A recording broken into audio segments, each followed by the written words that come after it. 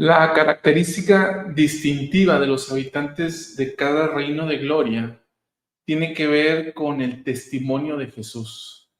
En la sección 76 de Doctrina y Convenios aprendemos acerca de que aquellos que están en un reino celestial se caracterizan por su devoción incondicional.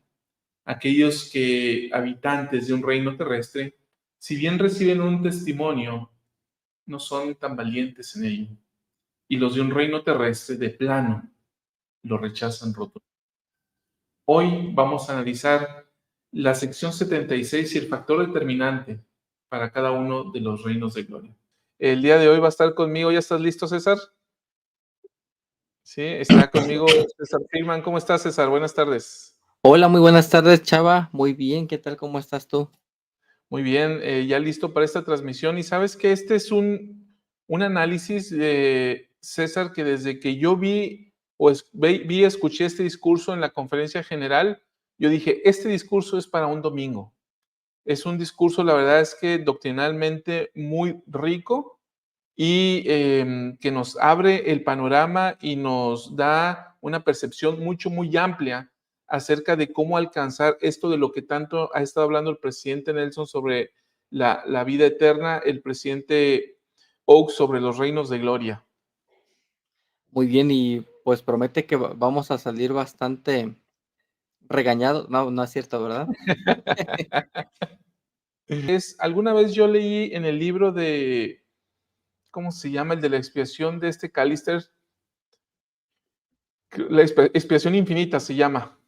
Y él dice en este libro, César, que la sección 76 de Doctrina y Convenios es la revelación más infravalorada que tenemos los santos de los últimos días.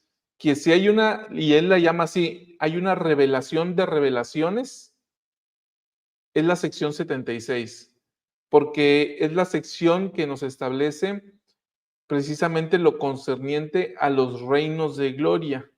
Que aquí hay una aclaración doctrinal que me parece que nos hizo muy puntualmente, sin mencionarlo, lo hizo el presidente Oaks en la pasada conferencia general, precisamente en su discurso titulado Reinos de Gloria, donde él se refiere como tal a los que nosotros usualmente le llamábamos los grados de gloria.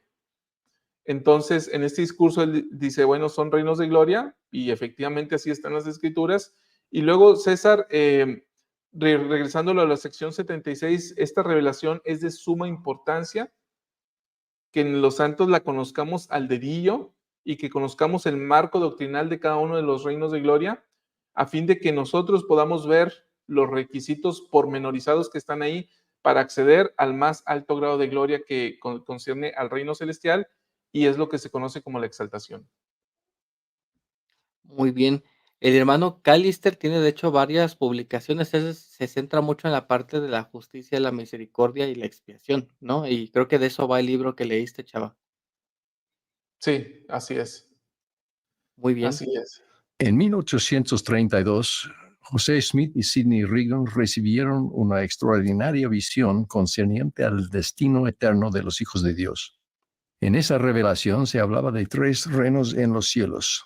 El presidente Dallin H. Oaks habló sobre esos reinos de gloria el pasado mes de octubre y señaló que, mediante el triunfo y la gloria del Cordero, todas las personas, salvo unas pocas relativamente, serán finalmente redimidas para entrar en uno de estos reinos, de acuerdo con los deseos manifestados mediante sus decisiones. El plan de redención de Dios constituye una oportunidad universal para todos sus hijos, donde quiera y cuando quiera que hayan vivido en la tierra. Mientras que la gloria de incluso el menor de los 3 reinos, el celestial, sobrepuja a toda comprensión, la esperanza de nuestro Padre es que escojamos y mediante la gracia de su Hijo reunamos los requisitos para obtener el más elevado y glorioso de estos reinos, el celestial, donde podremos disfrutar de la vida eterna como coherederos con Cristo. El presidente Russell M. Nelson nos ha instado a pensar de manera celestial, que consiste en hacer del reino celestial nuestra meta eterna, y luego pensar detenidamente a dónde nos llevará en el mundo venidero cada una de las decisiones que tomemos mientras estamos aquí en la tierra. Los que están en el reino celestial son los que recibieron el testimonio de Jesús. Hombres justos, hechos perfectos mediante Jesús, el mediador del nuevo convenio. A los habitantes del segundo reino, o reino terrestre, se los describe como esencialmente buenos e incluyen a los hombres honorables de la tierra que fueron cegados por las artimañas de los hombres. El principal rasgo que los limita es que no son valientes en el testimonio de Jesús. En contraste, los del reino inferior, el reino celestial, son los que no recibieron el Evangelio ni el testimonio de Jesús. Nótese que la característica distintiva de los habitantes de cada reino es cómo ellos se relacionan con el testimonio de Jesús, relación que varía desde 1, tener una devoción incondicional, a 2, no ser valientes, a 3, rechazarlo rotundamente. De la reacción de cada persona depende su futuro eterno. Bien, esta es la fase introductoria, César, de este discurso. Adelante, César. Pues primero nos está dando una clasificación ya de entrada, ¿no? Que está totalmente supeditada a nuestra relación con el testimonio de Jesús. Yo cada vez que escucho esta frase, Chava, testimonio de Jesús, no dejo de pensar en Apocalipsis. Ya sabes que me gusta ser apocalíptico, ¿verdad? Apocalipsis 19:10, que relaciona el testimonio de Jesucristo con el espíritu de la profecía. De hecho, dice, porque el testimonio de Jesús es el espíritu de profecía. Entonces, incluso desde niño me llamó la atención que un profeta para el mundo es algo muy distinto a un profeta para un miembro de la iglesia. Porque cuando tú mencionas profeta en el mundo, pues la gente se imagina a alguien que está diciendo lo que va a pasar en el futuro, ¿no? Y se centra básicamente en eso. Sin embargo, dentro del evangelio, la tarea primordial de un profeta es dar testimonio de Jesucristo, porque esa es su función, para eso está aquí. Y esa es su tarea, ser un testigo especial de la resurrección de Cristo y hablar acerca de su misión divina. Entonces, dentro de eso, cuando hablamos de que el testimonio de Jesús es el espíritu de la profecía, es la función principal de un profeta, me viene a la mente cuando Moisés le dice a Aarón: "Ojalá que todo el pueblo de Israel fuese profeta", porque considero que desde esa época, al menos en el registro escrito, se están sentando las bases de cuál es la relación que Dios quiere tener con su pueblo, cómo nos quiere, en base a qué, ¿no? Relacionarse con nosotros, y es a través del testimonio de Jesucristo y de su misión divina. Y de ahí viene todo lo demás, ¿no? En función de cómo nos relacionemos con Él, viene todo lo que estemos dispuestos a recibir. ¿Qué piensas, Chava? Fíjate que esto que tú decías sobre el testimonio de los profetas, José Smith lo explicó y lo cita más adelante, el del Christopherson, ahí en el propio cuerpo del discurso, y donde él señala que precisamente la piedra sobre la cual se fundamenta esta iglesia es el testimonio de los profetas. Y dice, y el testimonio de los profetas y los apóstoles concernientes a la muerte, concernientes a la vida, a la muerte, a la resurrección de Jesucristo. Y dice, y todo lo demás es un apéndice de esto. Es decir, es un anexo, es un agregado, todo lo demás deriva de ello. Es decir, lo verdaderamente importante es el testimonio que estos testigos especiales dan, pero el testimonio que dan acerca de Jesucristo. Y esto es sumamente importante relacionando eso, César. Fíjate, la importancia de profetas y apóstoles con nuestra doctrina de que el testimonio de Jesús es lo que determina y la forma en que nos relacionamos con Jesucristo caracteriza cada uno de los reinos de gloria, entonces se viene a complementar en cuanto a, uno, la importancia del testimonio de Jesús y dos, la importancia del testimonio de quien recibimos o de parte de quien lo recibimos. ¿Y cómo, no? ¿Cómo es que lo adaptamos a nuestra vida? Porque en algún punto, bueno, me gustaría andar un poquito más adelante de eso, pero sí, en algún punto, para muchos el evangelio, o incluso para cualquier persona, su religión, sea de la iglesia que sea, se convierte en un apéndice de su vida, en un complemento, en una cuestión aparte que a veces atiendo. Y otra forma de verlo es que sea el centro de nuestra vida, Cristo. Entonces, determina mucho el tipo de relación que tengamos con Él, el lugar que le demos. Sí, que esa es una característica distintiva de los del reino celestial, César, y más adelante la vamos a ver, ¿no? El lugar que ocupa en nuestra vida. Ahora, César, yo quiero mencionar algo que el Elder Christofferson refiere en la parte, creo que es en el segundo párrafo de su discurso, sí, en el segundo párrafo, y él dice, y lo voy a citar, dice, mientras que la gloria de incluso el menor de los tres reinos, el celestial, sobrepuja toda comprensión. Y esta escritura es Doctrina y Convenios 7689. Y en esta revelación, Sidney y José establecen lo siguiente. Y así vimos en la visión celestial la gloria de lo celestial, que sobrepuja a toda comprensión. Cuando tú piensas en esto, César, sobrepuja a toda comprensión. Y yo quiero preguntarle a los hermanos, si describe a la gloria celestial como algo que sobrepuja a toda comprensión, ¿qué viene a su mente? ¿Qué significa para ustedes esto? Me gustaría leer unos comentarios y mientras te escucho, César. Pues mira, yo creo que si pudiéramos imaginar en nuestra perspectiva humana cómo podría ser lo que la gente fuera de la iglesia en el mundo en general llama el cielo, podríamos imaginar muchas cosas, ¿no? Que es bonito, que está todo así, glorioso, que la gente convive bien. Yo creo que eso, como dándole todo el esfuerzo mental que pudiéramos, eso apenas se acerca a la magnitud de una gloria celestial. ¿Por qué? Porque de entrada, si es algo incomprensible, ya de entrada nuestro mejor esfuerzo no lo va a igualar, ¿no? Entonces, para mí también eso es una manifestación de la misericordia, ¿no? Del Señor, porque Él tiene un lugar aún agradable, aún especial para el más débil, ¿no? De nosotros. Entonces, para mí eso es lo que viene, como imagínate el mejor lugar para vivir, ya después hablaremos un poco más de convenios y familias eternas, pero desde el punto de vista solamente de vivir como personas, y tal vez eso apenas y rasque un poquito la orilla de lo que es la gloria celestial, ¿no? Fíjate, José Manuel lo dice, me hace pensar en el templo en el mundo terrestre, aun cuando no es un reino de gloria, es magnífico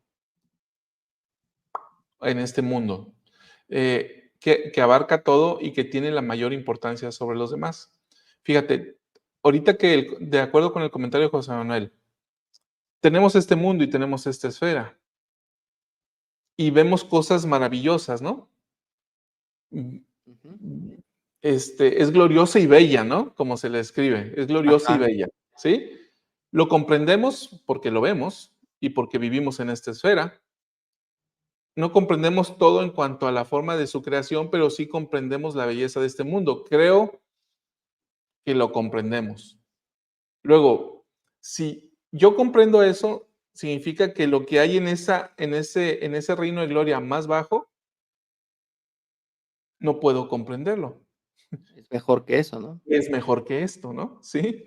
Te pongo un ejemplo, chava, y es un ejemplo que podríamos entender de una manera más sencilla. Ajá. En la época de Porfirio Díaz, hablando de los inicios de los 1900. No vas a hablar de presidencialismo y elecciones, No, no, ¿verdad? no, para nada, no te preocupes. Además, ya votaron, espero, entonces no voy a influir en su voto. Fíjate, en la época de Porfirio Díaz, el presidente vivía a todo lujo, Porfirio Díaz, y Ajá. entonces, pues, tenía ahí su lugar en el castillo de Chapultepec, si mal no recuerdo. Corrígeme que tú eres más cerca a las humanidades que yo. Okey.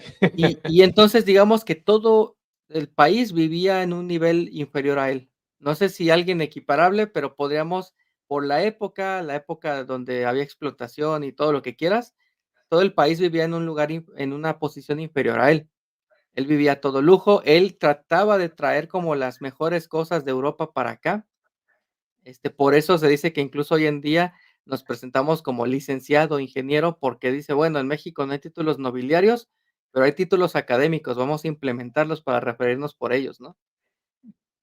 Y entonces, ¿de qué lujos gozaba Porfirio Díaz?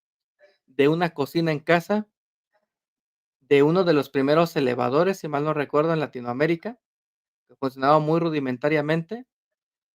¿Y de qué cosas padecía Porfirio Díaz? Bueno, se dice que su familia padecía de piojos y no podían quitarse esta plaga. Entonces, si alguien se da una vuelta al castillo de Chapultepec, o sea, sí es un lugar grande, impresionante, pero cuando uno se va a calidad de vida, dices: "Bueno, es que ya no", la verdad es que vivía peorcito que muchas personas hoy en día en México, pero en aquella época era inconcebible, guau, un elevador, ¿no? Ya. Yo creo que menos se imaginaban unas escaleras eléctricas, menos se imaginaban un aparador de tienda, menos se imaginaban una calle con vehículos y semáforos. En la Francia de esa época, las calles estaban llenas de popó de caballo, porque los vehículos eran carretas, y era un problema. Ajá. En México, bueno, ya no voy a entrar en detalles, pero el punto es, nuestra vida de hoy es inconcebible para las personas de hace 200 años.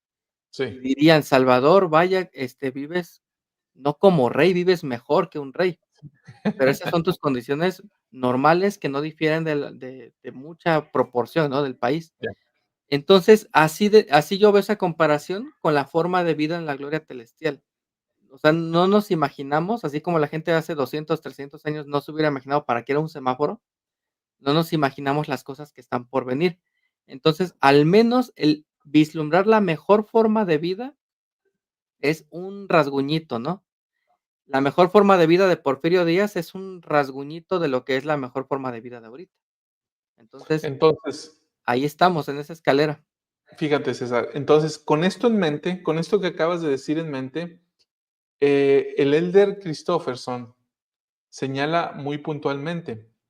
Dice, ok, esta es la gloria celestial y sobrepuja toda comprensión, pero dice, la esperanza, y lo estoy citando, la esperanza de nuestro Padre es que escojamos y mediante la gracia de su Hijo reunamos los requisitos para obtener el más elevado y glorioso de estos reinos, el celestial, donde podremos disfrutar de la vida eterna como coherederos con Cristo.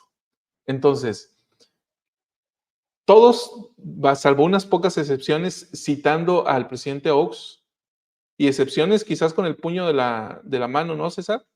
Ujú. Todos los demás vamos a heredar un reino de gloria. Todos. Entonces, sí, el Padre tiene estas bendiciones para nosotros. El, el que alcance un grado de gloria menor, que es el de la gloria celestial, ya va a estar mejor que lo que está aquí ahora. Pero el deseo de un Padre celestial es que nosotros alcancemos una gloria celestial y que dentro de esa gloria celestial alcancemos el grado o el cielo más alto, que es la exaltación. Y aquí entonces voy a poner esto en pantalla, César. Vamos a ver. El elder Christofferson cita estos versículos al pie de página para hablar de cada uno de estos reinos. Y cuando habla del reino celestial, César, sí se está, sí, ¿verdad? Ahí está. Cuando habla del reino celestial, César, habla de una devoción incondicional. Cuando habla de un reino terrestre, habla de que no son valientes. Y de los del reino celestial, dice que hay un rechazo rotundo. ¿A qué? A Jesús, a su testimonio y a su evangelio. Mientras que los del reino celestial, relacionado con estos elementos, a Jesús, a su evangelio, hay una devoción totalmente incondicional. ¿Cómo ves, César?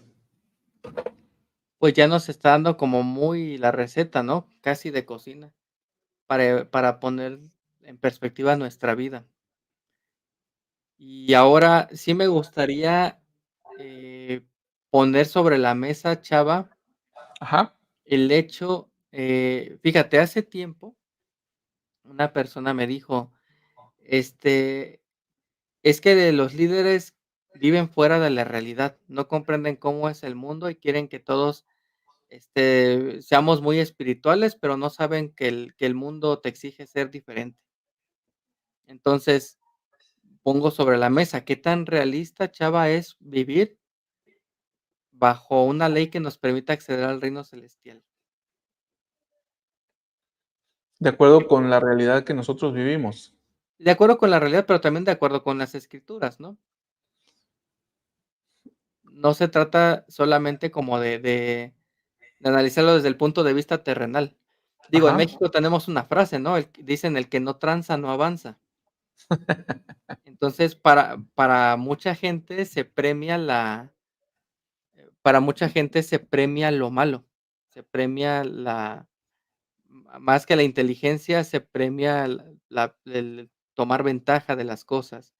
Entonces, nos ponemos a pensar, ¿qué es lo que hace que cómo podríamos, o si es posible vivir bajo una ley celestial aquí en esta tierra? ¿Qué piensas? Es muy interesante porque esto que mencionas sobre, ok, la realidad de ellos es totalmente diferente, pero la realidad que nos establece Dios en las Escrituras está muy clara y muy accesible. Y la doctrina a mí personalmente me parece muy clara en el sentido de que somos salvos por la gracia después de hacer cuanto podamos, donde ciertamente se requiere un esfuerzo. Y por ejemplo, aquí en las Escrituras, que nos está marcando el Elder Christofferson en su discurso, a ver, está fuera de la realidad para nosotros llegar y ser y bautizarnos, obtener un testimonio de Jesús.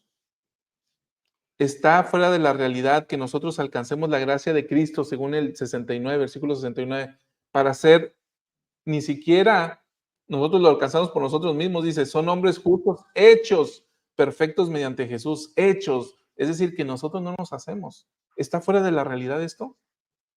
No está fuera. Es totalmente asequible. ¿Vino algo a tu mente, César? Sí, fíjate que justamente hay un curso que da la iglesia chava que se llama BYU Pathway, no sé si lo conoces. Sí, lo he escuchado, pero nunca lo he tomado. Okey. Dentro de este curso hay una clase que se da en la semana 3 del primer semestre, que se llama manejo del tiempo.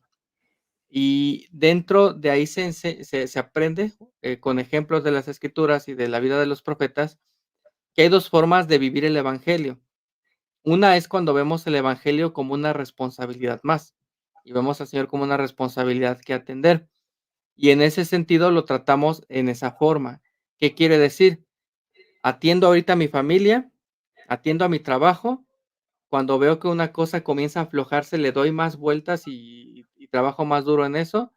Atiendo el llamamiento, atiendo al Señor y así, o sea, me voy como haciendo malabares, ¿no?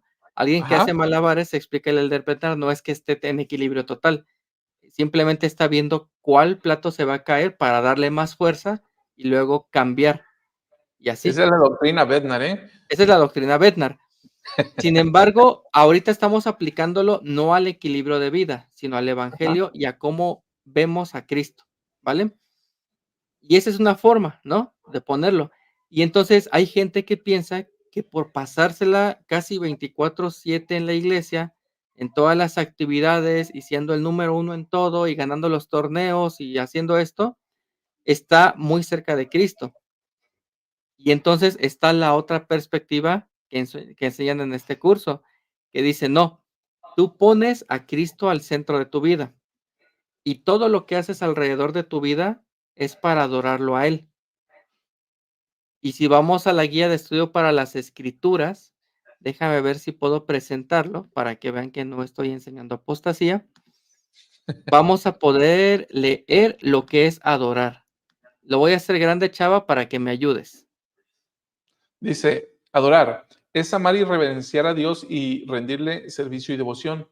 La adoración comprende la oración, el ayuno, el servicio en la iglesia, la participación en las ordenanzas del Evangelio y las demás prácticas que pongan de manifiesto devoción y amor a Dios.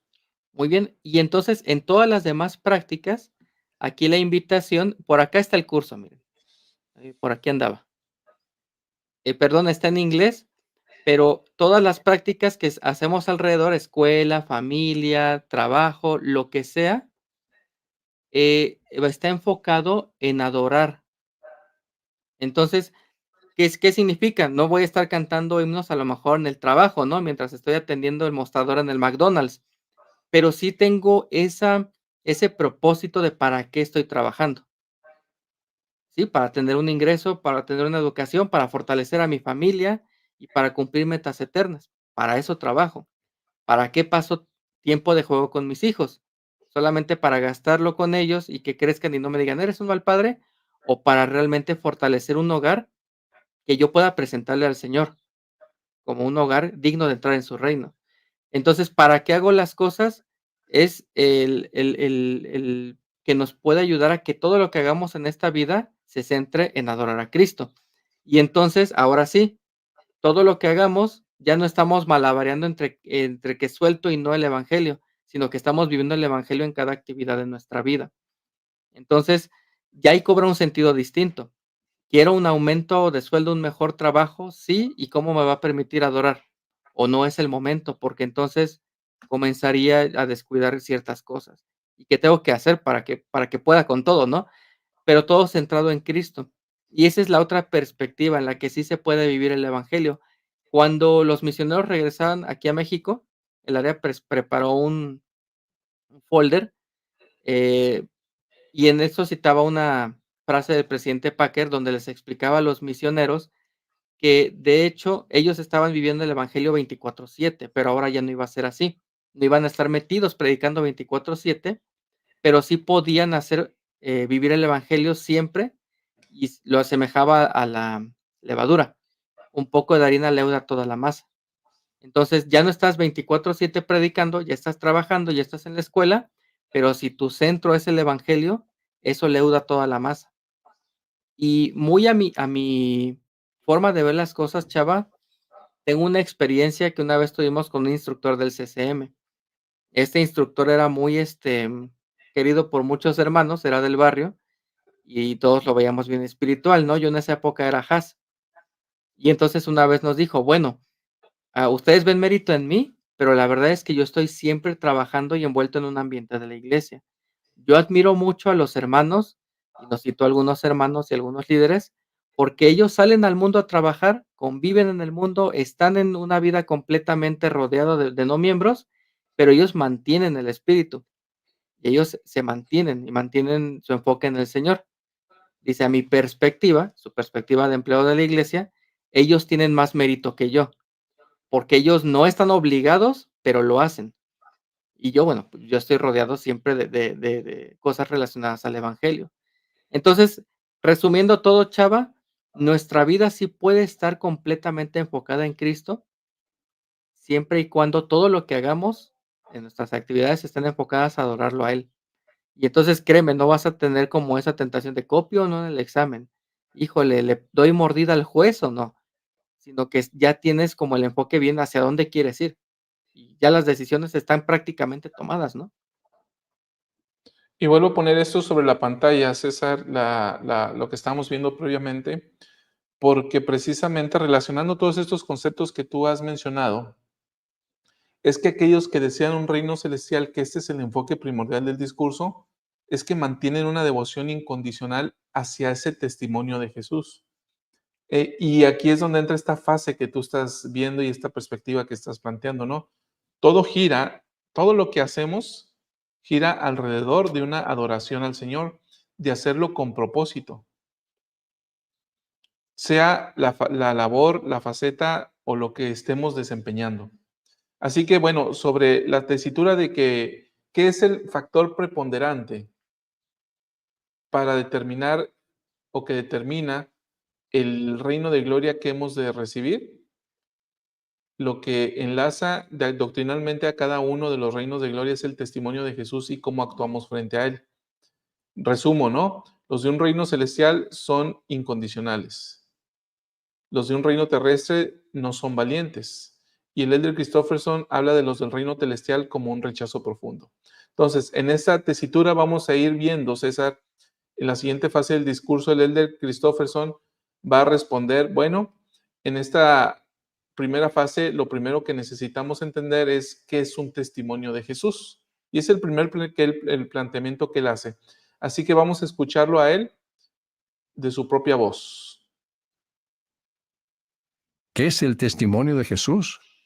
Es el testimonio del Santo Espíritu de que Él es el Hijo Divino de Dios, el Mesías y Redentor. Es el testimonio de Juan de que Jesús estaba con Dios en el principio. que Él es el creador del cielo y de la tierra, y que en Él estaba el Evangelio, y el Evangelio era la vida, y la vida era la luz de los hombres. Es el testimonio de los apóstoles y de los profetas que murió, fue sepultado, se levantó al tercer día y ascendió a los cielos. Es el conocimiento de que no hay otro nombre dado por el cual venga la salvación. Es el testimonio, el último de todos, dado por el profeta José Smith, que vive, que Él es el unigénito del Padre, que por Él, por medio de Él, y de Él los mundos son y fueron creados, y sus habitantes son engendrados hijos e hijas para Dios.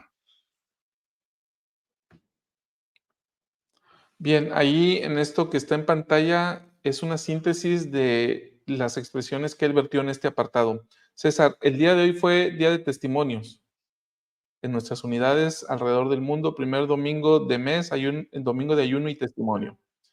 En la reunión en la que estuviste, César, ¿qué tanto se escuchó testificar del Cristo bajo estos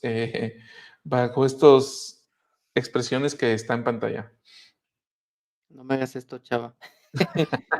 Está bien, no, no, Mira, no, no. tratando de ponerle un número, pero es como muy subjetivo, yo digo que un 40%, Ajá. por ahí.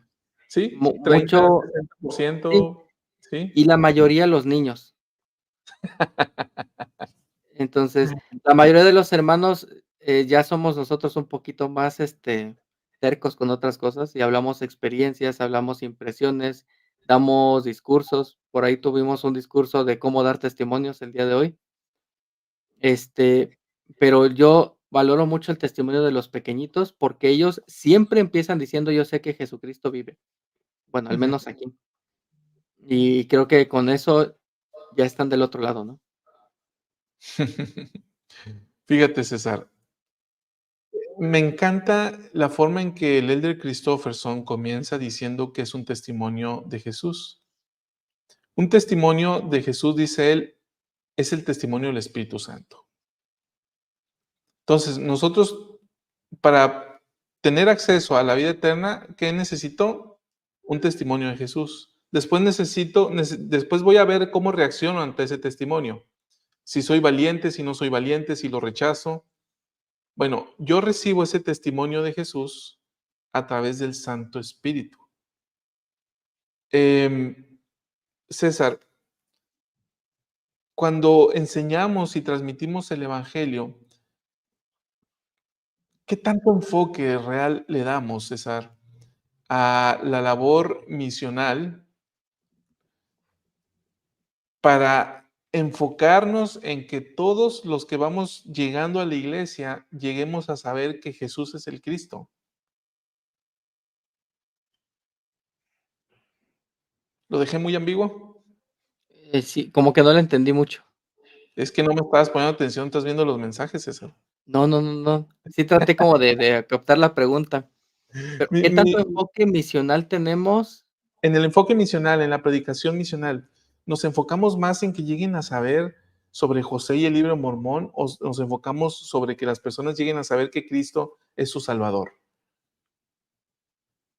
Fíjate que he tratado de hacer esfuerzos en mi vida esta semana, porque usualmente al orar yo agradecía por la expiación, pero no agradecía por Jesucristo, que fue el que hizo la expiación y hizo posible todo. En realidad, yo a veces veía la expiación como ese concepto que sí, ligado a Cristo, hace posible todo lo demás.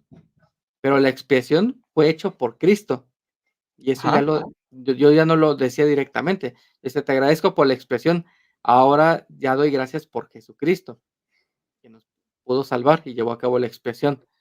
Creo que a veces eso nos pasa en todo, ¿no? En las clases, queremos llegar a algo, queremos que los hermanos hagan convenios y es fácil perderse en el enfoque de eso. Entonces, la obra misional es, uno lo ve internamente, yo lo veo internamente, es como una consecuencia de. Si la persona llega a saber que el libro de Mormón es verdadera, sabe que José Smith fue un profeta, sabe que es la iglesia restaurada y sabe que tiene que hacer convenios, y esos convenios los van a llevar a Cristo. Entonces, uno lo ve de una manera indirecta, pero el objetivo y el propósito misional, si lo leemos, es invitar a las personas a venir a Cristo. Entonces, sí, a través del evangelio restaurado y su expiación. Y está hecha las lecciones misionales, pues, para que una persona comprenda cómo va todo encadenándose, ¿no? Pero los que enseñamos las secciones misionales, o los que enseñamos a nuestros hijos, o los que enseñamos en una clase, yo creo que sí podemos hacer un esfuerzo más consciente por recordar el por qué estamos enseñando eso, hacia dónde Fíjate que queremos ir. qué interesante esto que has mencionado, César, porque, a ver, ¿cuál es el propósito por el cual estamos aquí en esta tierra? El propósito de Dios, ¿cuál es? Y esta es mi obra y mi gloria, llevar a cabo la inmortalidad y la vida eterna del hombre. Dios desea que accedamos a una vida eterna. ¿Cuál es el requisito para acceder a una vida eterna? Bueno, es que tú recibas un testimonio de Jesús y que seas valiente con el testimonio de Jesús. Ok, si yo ya tengo esto en mente, ¿cómo voy a enfocar mi enseñanza si yo soy un maestro de escuela dominical, un maestro de seminario, si soy un papá de niños de 5, de 4 años, de 10 años, de un jovencito de 15 años? El enfoque es ayudarles a obtener un testimonio de Jesús y que sepan qué acerca de Él. Todo esto es lo que está en pantalla, ¿no? Que Él es el Hijo de Dios, que Él es el Mesías. Mira, si te fijas, César, y estas son expresiones que copié del discurso del Elder Christofferson, si te fijas, lo que se nos, lo que hay en las listas o lo que hay en las escrituras, en esta que está en forma de lista, pero en realidad son escrituras, tiene que ver con el Jesucristo premortal, Jehová, con el Jesucristo mortal, por llamarlo de alguna manera, ¿sí? Su vida y su ministerio aquí, y tiene que ver con su resurrección, el Jesucristo después de. Entonces, nosotros hemos de recibir un testimonio de Él en todos los estados del plan, en el mundo premortal, en el mundo terrenal y en el mundo postterrenal. ¿Qué está en tu mente, César? Chava, ¿te gusta discutir? No mucho. ¿Por ¿No? qué? Porque ahí te va una jiribilla. A ver. ¿Tú crees, Chava, que muchos miembros en la iglesia que han hecho convenios no tengan un testimonio de Jesucristo? Fíjate que viene a mi mente una de las la pregunta del templo, ¿cuál es? ¿Tiene un testimonio de que Jesucristo es su Salvador? Ujú. Es la Es, primera, de hecho. es la primera. La Mira, segunda, o sea, es dentro de las segunda, primeras ¿no? 3. Ok. La primera es sobre Dios y la segunda es sobre Jesucristo. ¿Tiene un testimonio? Fíjate qué relevante es. Tengo un discurso perdón, sigue, te estabas inspirando. No, es porque iba a contestar tu pregunta, pero si ya tienes la respuesta, dale. Si quieres doy la respuesta para no ver que te puse una trampa, ¿vale? Dale, dale, para que no me exhibas. Un discurso del Elder Callister ¿Sí? del 2007. Ponlo en pantalla si lo tienes, está en Sí, aquí español. lo tengo. Nada Y más en no vayas este dis a poner subrayados como los de Víctor. no está subrayado. Ok, ok. A veces leo de rápido y no subrayo, perdónenme si los ofendo con eso.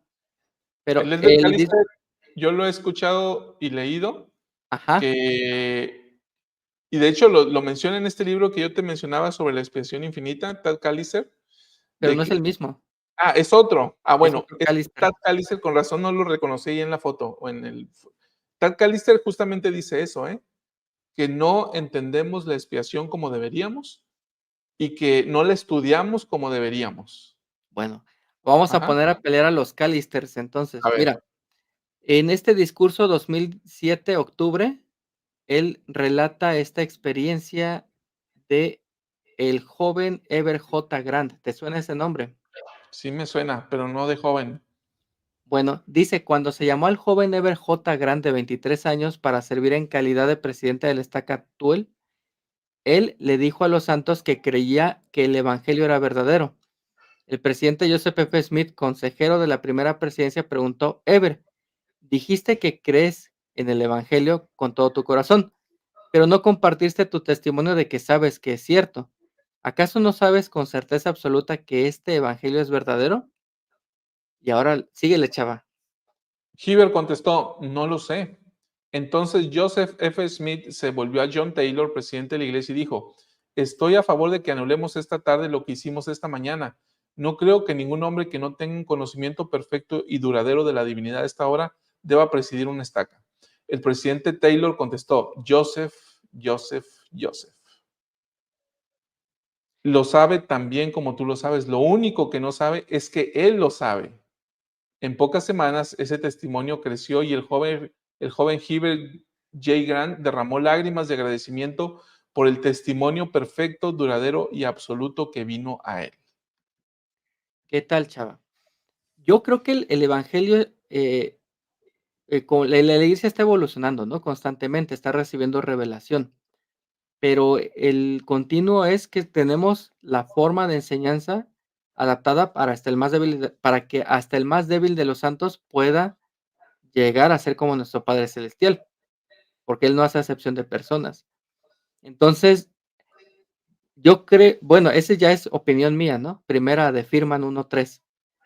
Yo creo que muchos miembros de la iglesia, aun cuando no hacen el énfasis en Cristo, aun cuando se desvían, a lo mejor en la clase, pues, se van por las ramas, ¿no? Como luego dicen, muchos no saben que lo saben, pero sí lo saben, ¿no? Y la tarea cuando tenemos el privilegio de ser maestros o líderes es ayudar a reenfocar, ¿no? Ese testimonio, pero muchos ya lo tienen. ¿Tú qué piensas? Es muy interesante, César, lo que planteas y lo que hizo, ¿quién fue el que dijo Joseph, Joseph, Joseph? John Taylor, John ¿verdad? Taylor. Lo que dice John Taylor, no sabe que lo sabe este joven de 23 años.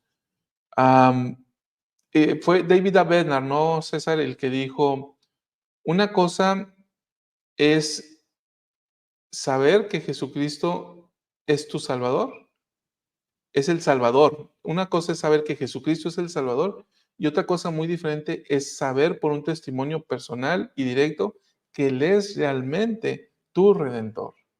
Palabras lo parafraseé, ¿eh? No lo dije Ujú. exacto.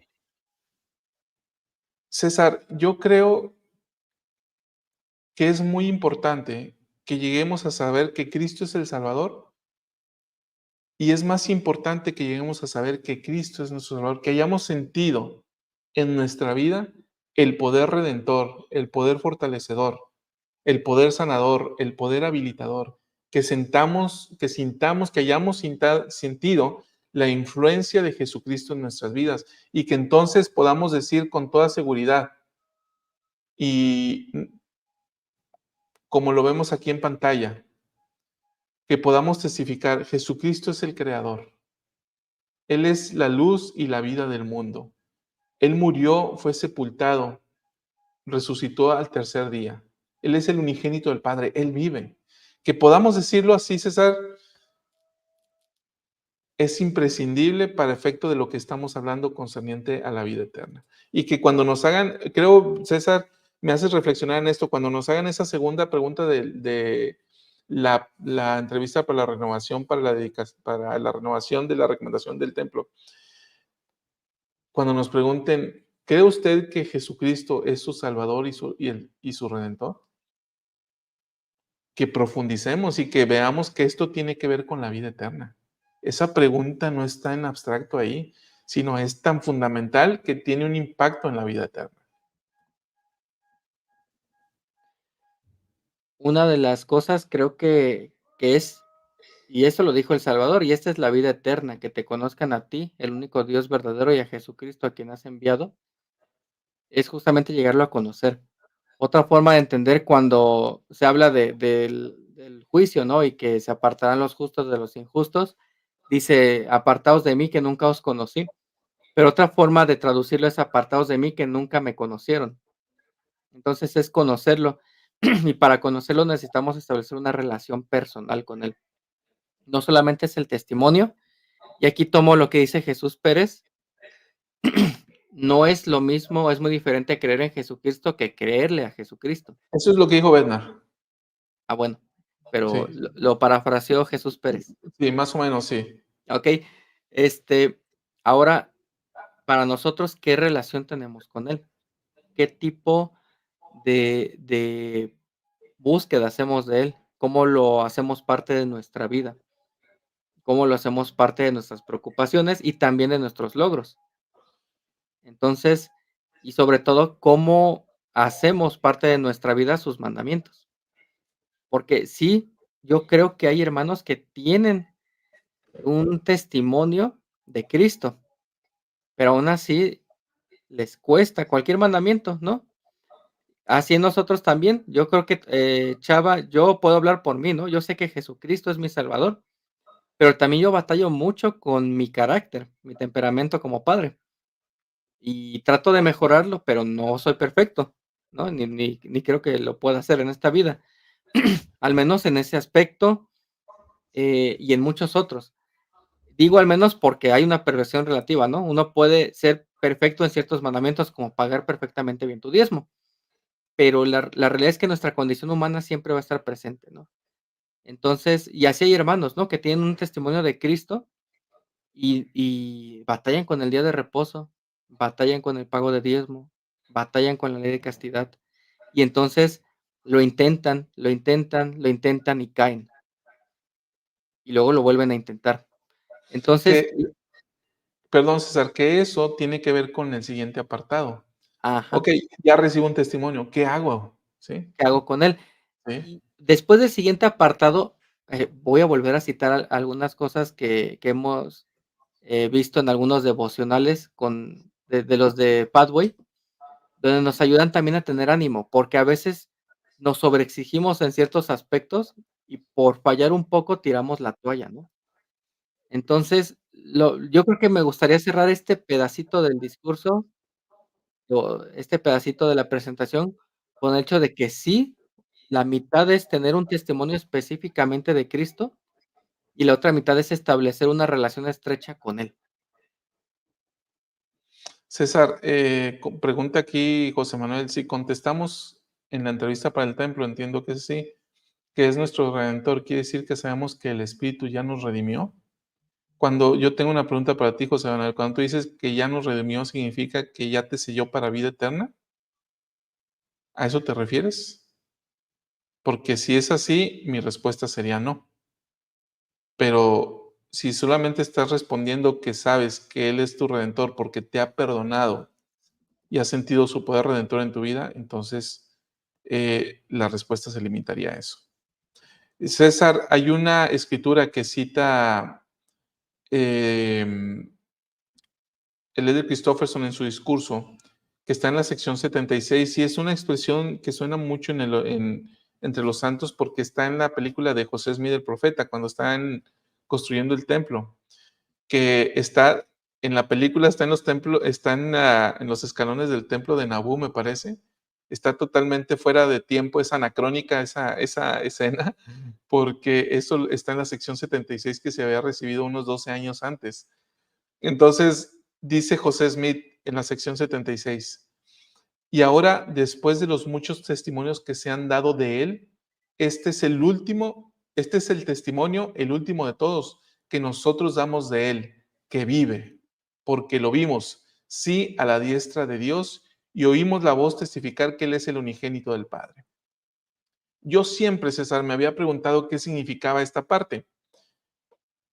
¿Cómo que el último testimonio de todos? 1832, José, te ibas a morir hasta 1844. ¿Ya después nunca testificaste? Sí, yo me lo preguntaba, pero ahora entendiendo que el testimonio de Jesús es la parte fundamental de aquello que va a determinar nuestra relación con Él para efecto de la vida eterna. Entonces, César, yo puedo ver que cuando José dice, este es el testimonio, el último de todos, es como darle una fuerza especial dentro del contexto de la revelación para decir que Él está testificando, y esto lo dice en la parte inicial de la sección 76, para marcar un contexto y un marco doctrinal de que Él vive, de que Jesucristo vive, y a partir de ahí establecer, de acuerdo con la estructura y la organización de la sección 76, que el testimonio de Jesús y la forma en la que nos relacionamos con eso es lo que determina nuestra situación eterna. Así que César, en este punto, ¿quieres agregar algo más o avanzamos? Me gustaría complementar un poco la respuesta que le dimos a José, Ajá, porque dice José, no, me refiero a que sabemos que ya hemos recibido el perdón de nuestros pecados. de todos, Ahora, entiendo que se refiere a todos. sí, solamente que José, no sé si hoy recibes el perdón de todos tus pecados, tengas la fuerza de voluntad para no pecar el resto de tu vida, ¿no? Sí, por Eh, ejemplo, a José en la primera visión, lo primero que el Salvador le dice es, tus pecados te son perdonados. Luego en 1823, Moroni le dice, tus pecados te fueron perdonados. Y luego en la sección 136 que hemos estado analizando, lo primero que el Señor le dice a él y a Oliver, tus pecados te son perdonados. Es decir, sí. Ahora, es porque realmente heredar la gloria celestial, considero que no es solamente llegar como una hoja en blanco, porque no tendría sentido. Salimos como una hoja en blanco, ¿no? De la vida premortal. ¿Qué sentido tendría llegar como salimos? Sino es todo lo que adquirimos para ser más como Cristo en esta vida. Toda esta experiencia, la familia, un cuerpo y todo lo que vamos aprendiendo. Y necesariamente, Chava, aprender significa equivocarse, significa cometer errores. Si somos de los que criticamos siempre al hermano ahí en la capilla, valoremos si el hermano comete muchos errores porque hace muchos intentos y nosotros no cometemos errores porque no intentamos nada. Entonces, es un proceso de refinamiento en el que se cometen errores. Regresando a la pregunta de José, ¿cómo o qué significa cuando testificamos de él como redentor? Voy a presentar un par de cosas para complementar esta respuesta y la primera es la guía de estudio para las escrituras, redención, redimido, redimir. ¿Lo puedes leer, Chava? dice liberar, comprar o rescatar, por ejemplo, liberar a una persona de la esclavitud mediante un pago. La redención se refiere a la expiación de Jesucristo y al hecho de que nos liberó del pecado. La expiación de Jesucristo redime a todo el género humano de la muerte física, y por medio de la expiación, los que tengan fe en Él y se arrepientan son también redimidos de la muerte espiritual. Muy bien. Basado en eso, yo me atrevo a decir, Chava, que nosotros podemos no solamente testificar de que Cristo pagó por nuestros pecados, porque hemos sentido su perdón en algún momento de nuestra vida ya, aunque hoy en día sigamos cometiendo errores. También podemos testificar de que Él nos libró de la muerte, aunque no hemos resucitado, ¿no? Aunque seguimos aquí vivos, no hemos muerto, pero podemos testificar que Él también nos liberó de la muerte física. ¿Por qué? No es invento mío. Voy a presentar ahora otra pantalla donde hablamos, bueno, aquí está hablando Jarón en el libro de Mormón, y ahora lo leo yo, dice, por tanto, los profetas y los sacerdotes y los maestros trabajaron diligentemente exhortando con toda longanimidad al pueblo a la diligencia, enseñando la ley de Moisés y el objeto por el cual fue dada, persuadiéndolos a mirar hacia adelante hacia el Mesías y a creer en su venida como si ya se hubiese verificado. Y de esta manera, y fue de esta manera como les enseñaron. Aquí estábamos hablando de una época previa al nacimiento de Cristo, pero aquí Jarome está diciendo, se les enseña para que crean en él como si su primera llegada aquí a la tierra ya hubiera ocurrido. Y Nefi lo retoma también en segundo Nefi. Entonces, ¿podemos tener un testimonio de cosas que aún no se han verificado como si ya se hubieran verificado? Yo creo que sí. En cuanto a la redención, seguramente muchos ya han experimentado el perdón del Salvador, pero ese perdón último y final, no, pero podemos testificar de él. ¿Cómo ves? Sí, estoy totalmente de acuerdo. Es decir, y aquí lo menciona alguien, algo como retener la remisión de mis pecados, ¿sí? Ujú. Es decir, sí, hay una santificación, una purificación continua, es lo que se llama el proceso de conversión continua, ¿no?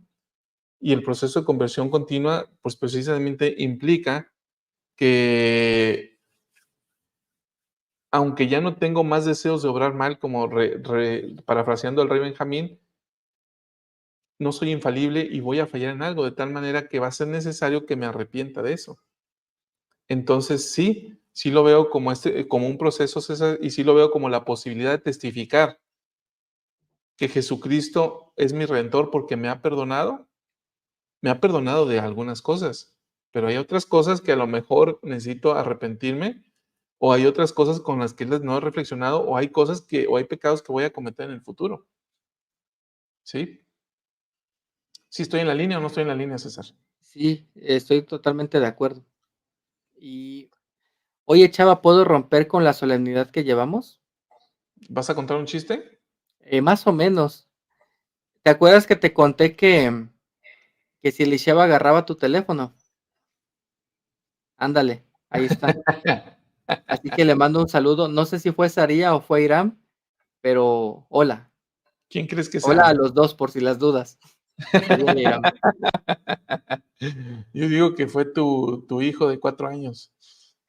No tiene 4, Chava, tiene 7. Somos pequeños todos nosotros. Muy bien. Entonces, estamos en ese punto, César. ¿Te parece si avanzamos al siguiente que es, bueno, qué hacemos ya con el testimonio de Jesús? Adelante. Déjame proyecto de nuevo. Más allá de este testimonio está la pregunta, ¿qué hacemos al respecto? Los herederos del reino celestial reciben el testimonio de Jesús en el sentido más pleno, al ser bautizados, recibir el Espíritu Santo y vencer por la fe. Los principios y las verdades del Evangelio de Jesucristo rigen sus prioridades y sus elecciones.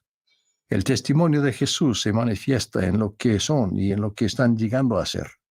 Al menos algunos de los que se encontrarán en el reino terrestre también aceptan el testimonio de Jesús, pero se distinguen por lo que no hacen al respecto. El no ser valientes en el testimonio del Salvador sugiere un grado de apatía o despreocupación, ser tibios, a diferencia del pueblo de Amón en el libro de Mormón, por ejemplo, que se distinguían por su celo para con Dios. Los habitantes del reino celestial son los que rechazan el testimonio de Jesús junto con su evangelio, sus convenios y sus profetas.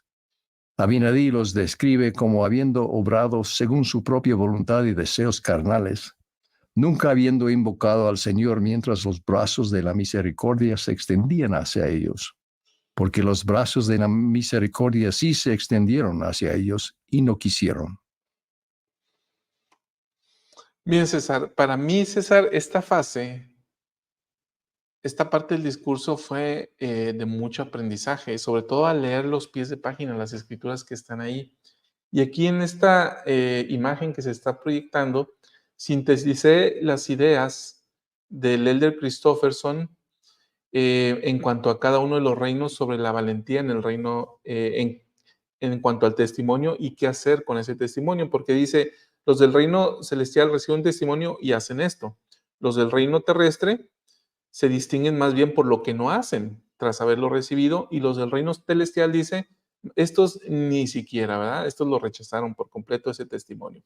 Me gustaría, César, que fuéramos en orden para ir estableciendo una diferenciación entre uno y otro y que los santos podamos profundizar en la doctrina de cada uno de estos reinos.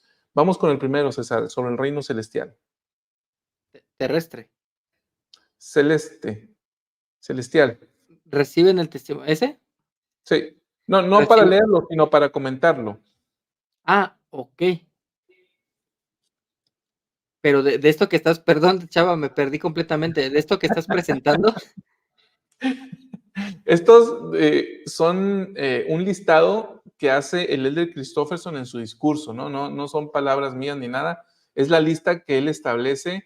Él lo pone en punto y seguido, y yo simplemente Lo enlistaste. lo enlisté, sí. Y vamos al reino celestial. Es que como ahorita el Sí. Elder Christopherson habló del terrestre, yo dije, ya vamos en el terrestre. Es que habló de los tres. Ok. Bueno, en el reino celestial dice que se reciben el testimonio de Cristo en un sentido más pleno al ser bautizados y se vence por la fe. Entonces, partimos de que el reino celestial es un reino de convenios. No es un reino de soy solamente una buena persona, sino es un dedica de manera formal y solemne todas tus acciones al Señor a través de un convenio. Y entonces ahí ya hay una distinción, porque ya hay autoridad, ya hay sacerdocio, ya nos separamos, partimos de separarnos dramáticamente de la visión del mundo, de lo que es ser bueno y ser malo. Incluso a veces es relativo, ¿no? Y aquí Fíjate, César, perdón, esto que mencionas es que la escritura, César, si vamos a la escritura en la cual él se fundamenta, que es el pie de página número 14 del discurso, es el versículo 51 de la sección 76.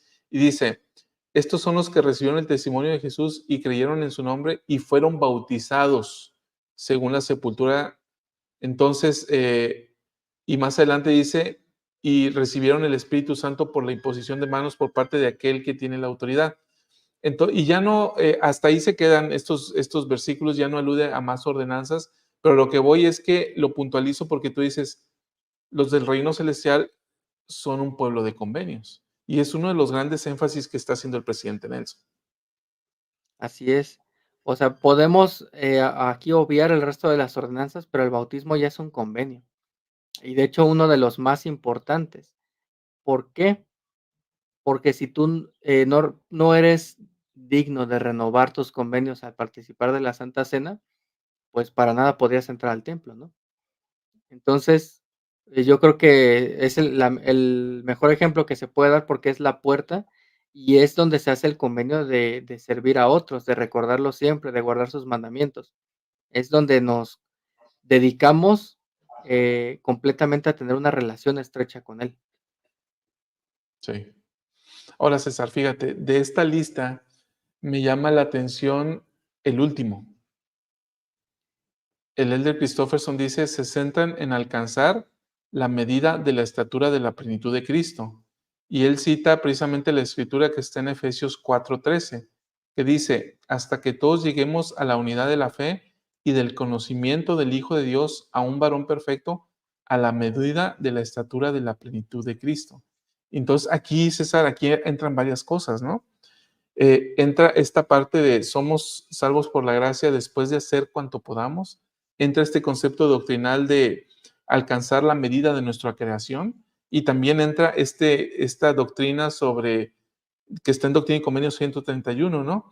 Que es que el hombre sepa por revelación y el espíritu de profecía que ha sido sellado para vida eterna, que es la vocación y elección más segura. Entonces, alguien que desea estar en un reino celestial tiene que estar anhelosamente consagrado o consagrada en alcanzar esa medida, en llegar a ser como Cristo, a través, desde luego, de la obediencia, el arrepentimiento y el poder habilitador de Jesucristo.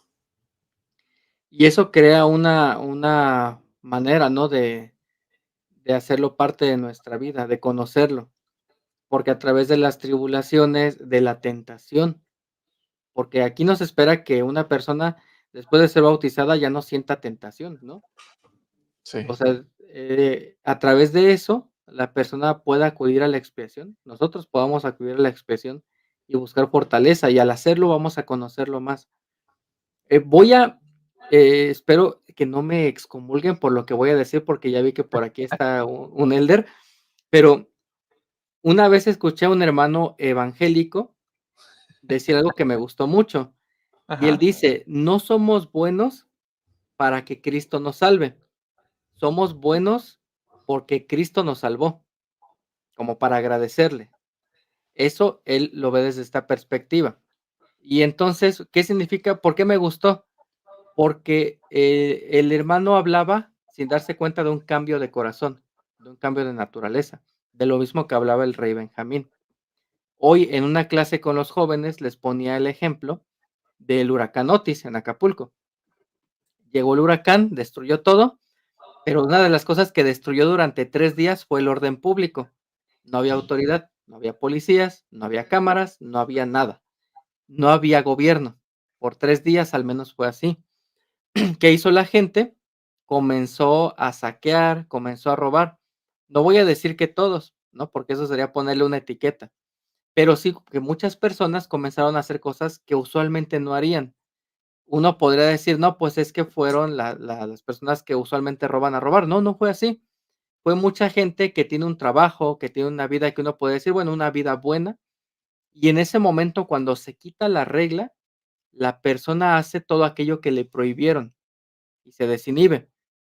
Y entonces, en palabras de mi sobrina que vive allá, las personas no es que hayan sacado su lado malo o su lado bueno, las personas sacaron lo que son. Y entonces mucha gente que sí llegó a ser de alguna u otra forma más cooperativa, más empática, se dedicó a protegerse con sus vecinos, a ayudarse por ejemplo, en el caso de mi hermana, todos los vecinos de esa cuadra lo que hicieron fue sacar toda la comida, concentrarla en un lugar, cocinarla en un lugar y compartirla todas las mañanas y tardes. Entonces, ellos manifestaron lo mejor que tenían para dar, pero hubo otras personas que manifestaron, podríamos decir, lo peor, ¿no? Y repito, no era que sacaran lo mejor o lo peor, era que sacaban lo que tenían dentro. Y entonces, ¿cómo se relaciona esto con nuestro proceso de arrepentimiento, de conocer a Cristo, de relacionarnos con Él y de alcanzar la medida de la plenitud de Cristo? Que debemos buscar que nuestra vida se asemeje a la de Él. Y que si en un momento, chava, por cualquier razón, no hay ninguna autoridad que te vea y pareciera que no va a haber ninguna consecuencia sobre tu vida por las cosas que vas a hacer, que aún así elijas hacer lo justo, por convicción, porque lo quieres hacer. Si algún día alguien te dice: "Mira", así como en la película, ¿no? De La Purga, por 24 horas ningún delito va a ser castigado, que tú decidas hacer lo que Cristo haría, porque eso es lo que ya está en ti. Y ese es el proceso de para mí de tratar de ser más como Cristo, no el de guardar una lista de mandamientos para tener un papel a cambio, sino el de guardar una lista de mandamientos para ayudarme a entender lo justo, tener un testimonio después de haberlo guardado de que fue algo bueno y que mi vida fue bendecida y que vale la pena seguirlo haciendo por voluntad y por convicción, no por coerción. Yo creo que eso es acercarse más a Cristo, a ser como Él. Estás en mudo, chava. Estoy en mute. Ya. Fíjate, esto tiene que ver con esta parte que está en el punto número 3, 1, 2, 3, dice del reino celestial. El testimonio de Jesús se manifiesta en lo que son y en lo que llegan a ser. Es decir, no es solamente lo que hacemos. Y el presidente UXA ha enseñado acerca de esto, ¿no? Se nos va a juzgar en el juicio, se nos va a juzgar no solamente por las obras que hacemos, sino por aquello que nos convirtamos a través de lo que estemos haciendo, de lo que lleguemos a hacer. ¿Y en qué nos estamos convirtiendo? Tú ponías el ejemplo de Acapulco, ¿no? Las personas hicieron lo que eran, ¿sí? Entonces, nosotros también, la verdad es que también, pero en zonas de mayor presión, ahora sí que puede salir nuestro verdadero yo. César, ¿cuán importante es que reflexionemos en qué nos estamos convirtiendo a través de las cosas que hacemos? Por ejemplo, en la iglesia, ¿no? El ser un miembro de la iglesia o el desempeñar determinado llamamiento me está llevando a ser más humilde, más lleno de amor, más paciente. Si yo tengo un llamamiento, cualquiera que sea, y los hermanos me impacientan y me enojo salgo enojado del consejo de barrio, entonces ya no estoy llegando a ser algo mejor, ¿no? Y eso no es digno de un reino celestial. Ahora, César, dicho esto sobre el reino celestial, vuelvo a poner esto sobre la pantalla y hablemos un poquito sobre el reino terrestre. El reino terrestre, el Elder Christofferson dice que aceptan el testimonio de Jesús, pero se distinguen más bien por lo que no hacen al respecto. Y dice, no son valientes en el testimonio del Salvador. Dice, esto sugiere un grado de apatía o de despreocupación. Son tibios. ¿Y sabes qué, César? Ahí el Elder Christofferson cita esta escritura que se utiliza muchas veces. La escritura que está en Apocalipsis, capítulo 3, y la leo. Dice, yo conozco tus obras, que no eres frío ni caliente, ojalá fueses frío o caliente, pero porque eres tibio y no frío ni caliente, te vomitaré de mi boca. Entonces aquí el Elder Christofferson, para estos que podemos llegar a ser fríos en muchas ocasiones, según la forma de pensar y actuar, los pone, según esta clasificación, en un reino terrestre, por la apatía, la despreocupación o la tibieza con la que nos conducimos. Fíjate, Chava, que aquí es donde quería yo mencionar algunas cosas, ¿no? Ajá, Porque parece que a veces ponemos una barra de perfeccionismo en la iglesia que lejos de motivarnos nos desmotiva, ¿no? Y tendemos a compararnos con las vidas perfectas de nuestros hermanos en redes sociales y en los domingos en el sacramental. Una vez, sin la autorización de mi esposa, voy a contar una experiencia que ella tuvo con la administración. Una vez alguien le habló y le dijo: "Oiga, hermana, pues me tocó a mí ministrarle a usted, pero como yo sé que usted no tiene ningún problema y no necesita que la ministren, pues fíjese, le voy a platicar lo que me está pasando", ¿no? Fue una plática provechosa, sí, fuera de ahí se desprende una plática provechosa en muchos aspectos, pero me llamó mucho la atención que a veces, eh, en la iglesia llegamos a percibir una imagen de perfeccionismo que es enfermiza, ¿no? Había un hermano de la iglesia, que tenía un blog sobre paternidad en Estados Unidos, y él publicó un artículo que se llamaba La otra pornografía. Y entonces, ya sabes que en Internet las cosas funcionan por clickbait, ¿no? Tiene que ser un artículo llamativo para que la gente lo lea. Y ajá. entonces el hermano explicaba que en una sesión de terapia familiar les explicaban que el daño que hace la pornografía en las personas, mucho de ese daño se basa en que la pornografía genera una adicción basada en expectativas irreales de lo que es la vida. Y en este caso, las personas caían en la adicción, en una expectativa totalmente irreal de lo que es la vida en general, y eso les hacía destruir sus hogares y sus familias. Dice, bueno, la otra pornografía es un mal que hace el mismo daño. Estamos viendo cada vez más en redes sociales madres perfectas con una casa impecable, grande y bonita, enseñándonos a cocinar mientras todo está perfecto y sus hijos bien cambiados, ellas bien peinadas, bien vestidas. Hablaba de blogueras mamás específicamente. Y dice, y eso hace que muchas personas, muchas mamás y papás se depriman porque su vida no es tan perfecta. Su casa está tirada, los juguetes están regados, ellos se pelean con sus hijos, tienen problemas en la escuela y entonces terminan destruyendo su hogar porque creen que han fracasado al no tener una vida tan perfecta. Y entonces pareciera que ahorita estábamos poniendo un estándar de perfección, pero no es así. Quisiera aterrizar esta parte, Chava, a lo que enseñó, el Elder Wilcox acerca de la dignidad. Y nuevamente, ¿puedo presentar? Sí, ¿Sí? está Vale, habilitado. Sí. fíjate, dice así: discurso, que me gusta usar mucho cuando cuando repasamos las preguntas del templo, y la última dice: "¿Se considera digno de entrar a la casa del Señor?". Muchas Ajá. veces nos sentimos tentados a decir: "Pues es que usted dígame, yo no soy digno", ¿no? Y aquí el mensaje, ¿puedes leer lo que está en verde? Dice, el mensaje de Dios es que la dignidad no significa estar libre de mancha. La dignidad consiste en ser sinceros y esforzarse. Debemos ser sinceros con Dios, con los líderes de sacerdocio y con otras personas que nos aman. Y partamos de esto, ¿cuántas veces nos hacemos terrestres porque nos rendimos, porque fallamos una vez?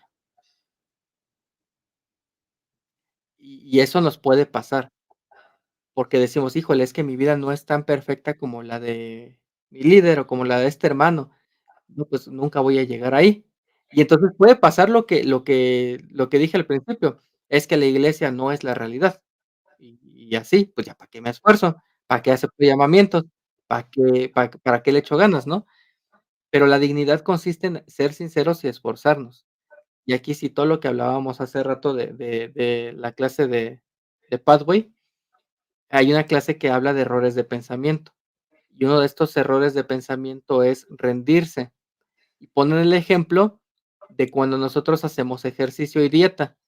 Llevamos una semana, 2 semanas, no fallándole al ejercicio, pero a la tercera semana, de los 5 días que queríamos hacer ejercicio, solamente pudimos hacer 2. Y como ya fallamos 3, decimos: "Esto no es para mí". Y ya dejo de hacer ejercicio, otro periodo de un año hasta que llega enero y otra vez las metas, ¿no?, de enero. Y otra vez 2 semanas bien, y a la tercera fallo otra vez y otro año más sin hacer ejercicio. Y ese es un error de pensamiento, decir, porque fallamos una vez, porque nos equivocamos, esto no es para nosotros. Y bueno, hay más errores de pensamiento en nuestra vida, ¿no? Creernos víctimas, creernos fracasados, creer que el mundo está en nuestra contra, son cosas que nos juegan. Y entonces no, y aquí yo pensaba de antes, ¿no? Bueno, es que ¿por qué el Señor es injusto? ¿Por qué las personas que fueron engañadas va a permitir que sean terrestres y no celestiales? Si fueron engañadas, más bien castiga al que las engañó. Pues, ¿qué crees, chava? ¿Quién los engañó? Tú. No, yo no, ellos mismos, ¿no? Nosotros mismos nos engañamos. Y entonces, es algo que sale de adentro. Y A y ver, entonces César, dime. fíjate, todo eso que estás diciendo, que estoy de acuerdo en lo que estás mencionando, ¿eh? Y estoy de acuerdo con el Elder Wilcox. Y de hecho, las hermanas en el programa de salud emocional y espiritual hace poco hablaron sobre esto. Sí, pero como los ¿Cómo? hermanos de aquí, muchos no las ven, hermanos, vayan a Es verlas. cierto, los programas de los viernes tenemos 2 psicólogas y la hermana Carla también desde Perú, están buenísimos, ¿eh? Pero no lo ven, tanto como ven estos, por ejemplo. Ahora, fíjate, César, estoy de acuerdo con todo lo que dices, pero vamos a compatibilizar las cosas. Okey, Porque por un lado estamos diciendo, la dignidad no significa ser perfectos, la dignidad más bien es estarse esforzando y ser sinceros. Sí, ¿verdad? Así lo dice Wilcox, ajá, ¿sí? Entonces tú hablas de estos errores de pensamiento en los que podemos llegar a caer, de que, bueno, si ya no cumplí un mandamiento, pues ya no cumplo ninguno de los demás. O si ya no cumplí cierto mandamiento, pues ya no soy perfecto, yo no soy para esta iglesia. Yo no voy a heredar nunca el reino celestial porque yo no, yo batallo mucho para pagar el diezmo, ¿sí? Y ya como no obedezco la ley del diezmo, pues ya no obedezco ninguna ley, por ejemplo, ¿no? Pero a ver, hablando del reino terrestre, ¿cómo compatibilizamos esta parte, César, de que dice que estos sí reciben un testimonio de Jesús, pero se distinguen por lo que no hacen? ¿Cómo compatibilizamos esto con que no son valientes con ese testimonio y que más bien son apáticos, despreocupados o tibios? ¿Cuál es la diferencia entre estos elementos que estamos mencionando con esta faceta de la dignidad que tú estás invocando con base en el discurso del presidente o del Elder Wilcox? yo creo que es fácil compatibilizarlo con la parábola, eh, de los obreros de la viña. Llegaron los obreros a distinta hora del día, unos a las 6 de la mañana, otros a las 9 y así hasta el que llegó ya en la tarde casi para salir, y todos los obreros al final reciben el mismo pago. Entonces, ¿qué significa esto? Que igual el miembro de 50 años que ha trabajado toda su vida para, de manera sincera, mejorar, esforzarse, igual al miembro recién converso de 2 semanas, que entiende que tiene que hacer cambios en su vida. Si en ese momento hubiera un corte, considero que ambos, si fueron sinceros y se esforzaron ese periodo de probación, están en una posición bastante similar, porque ahí sí no importa, en dónde estamos, chava, sino hacia dónde nos dirigimos. Y aquí, insisto, yo conozco, por ejemplo, en mi trabajo, hay un compañero que, a mi parecer, es buenísimo para manejar sus emociones, tanto como empleado como padre, y lo hace muy bien. Y a lo mejor yo, en mis años de miembro, no he podido llegar a ese punto, pero estoy consciente que es algo que tengo que trabajar y busco trabajarlo y mejorarlo. Entonces, eh, ¿tengo yo la desconfianza de que el Señor me juzgue por mal padre? Sí, si me dejo de esforzar. Sí, si dejo de reconocer mis errores, pero si estoy buscando una mejora, aunque mi hombre natural me cueste, pero si yo lo estoy haciendo buscando apoyo, buscando la opinión de mi esposa, haciendo consejos, bueno, pues entonces ya es diferente. Y fíjate que en química o en fisicoquímica existe algo que se llama función de estado. y en general en las ciencias. Una función de estado es una función o algo que no depende de la trayectoria de cómo llegaste ahí. Y te pongo un ejemplo. Si tú tiras una caja de 2 kilos desde tu mesa, va a golpear el piso con cierta fuerza, ¿no? Y puede que rompa una baldosa. Pero, ¿qué pasaría si dices: "No, mira, para que la próxima vez que se caiga no rompa la baldosa, mejor la voy a traer desde Acapulco y la voy a subir poco a poquito"? Ya cuando la deje en la mesa, como la subí con suavidad, pues debe caer con suavidad. Y pues no es así, la caja se cae y cae, ¿no? No importa cómo llegó ahí, sino en dónde se encuentra. O sea, no importa cómo, si la caja la subiste rápido, la subiste despacio, la transportaste en avión, en autobús. Si tú pusiste la caja a 2 metros del piso, el momento en que la caja caiga va a golpear con la misma fuerza. Creo que así funciona el evangelio. No importa tu trayectoria, no importan tus años de miembro y tu currículum, no importa a lo mejor que hayas sido presidente del primer templo que se hizo en la luna, lo que importa es en dónde está tu corazón en ese momento ante el Señor. Y entonces, insisto, ahí es donde el miembro de 50 años, el miembro de 3 generaciones pioneros en Puebla, o el miembro de 2 semanas recién converso, se encuentran igual ante el Señor cuando ambos tienen su corazón en Él, y en corregirse y esforzarse. Fíjate, César, ¿Cómo ves? en el propio discurso del Elder Wilcox que tú citabas, él a su vez cita a Richard G. Scott, otrora apóstol de la Iglesia de Jesucristo, y él señala, el Señor ve las debilidades en forma diferente a como ve la rebelión. Cuando habla de debilidades, siempre lo hace con misericordia. Entonces, César, en este punto, ¿no? Cuando hablamos de ser valientes en el testimonio de Jesús o de ser apáticos, despreocupados o tibios, pues creo también otra marca distintiva que podemos establecer, además de lo que tú señalas, es este punto, ¿no? A ver, aquello que está sucediendo en mi vida, ¿es por rebelión o es debilidad? Y Chava, a mí me Ajá, preocupaba mucho antes, cuando era Has, leer esto, y a mí, por ejemplo, veía que la gente criticaba a la iglesia en redes, y a ajá, mí me daba como cosita ponerme a pelear en redes, ¿no? O que la gente criticaba y hablaba mal, y yo ponerme a pelear. Y decía: "Híjole, es que no soy valiente", ¿no? Pero pregunta, ¿qué requiere más valentía?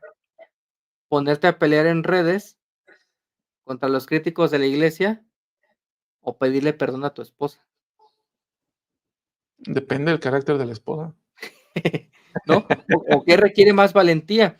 ¿Ganar un pleito en escuela dominical porque no estás de acuerdo con lo que dice el hermano? ¿O en acercarte a tu obispo y decirle: "Obispo, tengo problemas para renovar mi recomendación y quiero poner metas"? Claro. Eso es, para mí ahora eso es ser valiente.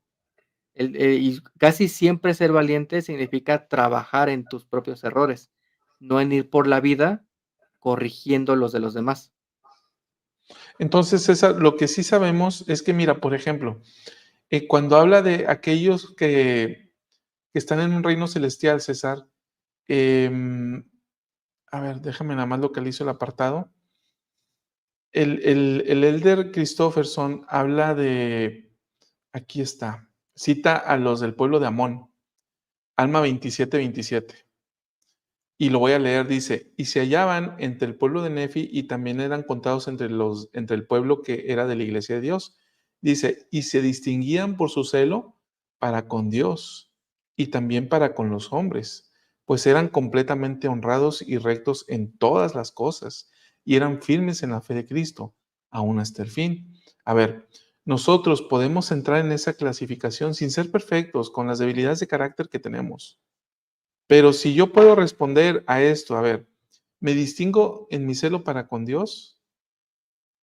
¿Soy completamente honrado? ¿Soy recto en todas las cosas? ¿Soy firme en la fe de Cristo? Esto, el elder Christopherson lo equipara a aquellos de un reino celestial. Pero fíjate, el propio elder Christopherson, en el pie de página número 19, cita a Mosía 16:12, hablando de los de un reino celestial propiamente. Y aquí los describe de esta manera. habiendo obrado según su propia voluntad y deseos, habiendo obrado según su propia voluntad y deseos carnales, nunca habiendo invocado al Señor, mientras los brazos de la misericordia se extendían hacia ellos, porque los brazos de la misericordia se extendieron hacia ellos y no quisieron, habiendo sido amonestados por sus iniquidades, y sin embargo no las abandonaron. Y sí les mandó arrepentirse, y con todo no quisieron arrepentirse. Entonces, y se les mandó arrepentirse, perdón. Entonces, César, fíjate, entiendo esta preocupación y yo he externado muchas veces este tipo de comentarios que tú estás haciendo, César. No obstante, también hay un hilo muy delgado, César, entre caer en el perfeccionismo y el perfeccionismo tóxico y caer en el relajamiento. Ujú. Y ahí es donde podemos justificarnos indebidamente. El perfeccionismo tóxico nos lleva a la ansiedad, nos lleva al perfeccionismo y nos lleva a pecar por juzgar a otros y por sentirnos mejores que otros y no tener tanta dependencia de Dios. Caemos en el orgullo. En cambio, lo otro nos lleva a otra serie de pecados que tiene que ver con la relajación, con la tibieza o la despreocupación y desatender los convenios que hemos hecho. Así que el punto, César, es llegar a ser como los del pueblo de Amón. Me parece es que la forma en que lo hace el elder Christofferson al describir Alma 27:27 es tener un celo para con Dios, esforzarnos por ser honrados en todas las cosas, ser fieles en la fe de Cristo, sin caer en esas exigencias abrumadoras que nos pueden llevar a ese perfeccionismo tóxico. Fíjate que hay 4 aspectos, que podemos aplicar, porque básicamente es: "Ay del reposado en Sión", ¿no? Del que está en una posición de comodidad y confort. Y en eso podemos caer. Y, Chava, ¿puedo agarrar la piedra y aventarla a diestra y siniestra hoy? Dale, dale a José Manuel, es más. Sí, aquí dice José Manuel: "Ay del reposado en Sión, todo está bien". ¿Cuántas veces no decimos: "¿Para qué quiero un llamamiento? Así estoy bien"? No, es Ujú. mucha preocupación. ¿Cuántas veces decimos: "Ya me casé, pero ahorita no quiero hijos, quiero viajar Sí. y un perrito tal vez", ¿no? Ajá. Y muchas cosas las rechazamos por comodidad. Excusas puede haber 1000, que los tiempos son distintos, que el capitalismo, que el socialismo, que el comunismo, lo que quieras, ¿no? Pero si estamos abogando por nuestra comodidad, estamos en peligro, ¿no? Estamos posponiendo cosas que son importantes para nuestra vida. ¿Cuántas veces decimos: "No, no quiero entrar al templo a investirme"? No, pues, ¿por qué no? ¿Cómo crees? Entonces, estamos rechazando cosas que son importantes y realmente, pueden bendecir nuestra vida. Si es cierto, si estamos cansados, no tenemos que abandonar, tenemos que aprender a descansar, tenemos que aprender a tomar una pausa y tomar energías. Y con eso, hermanos, no les estoy dando permiso de comenzar a faltar los domingos a la iglesia. Les estoy diciendo: "Hermanos, ver la televisión no es descansar". ¿No? Es de verdad tomarse un tiempo con su familia, eso sí es descansar.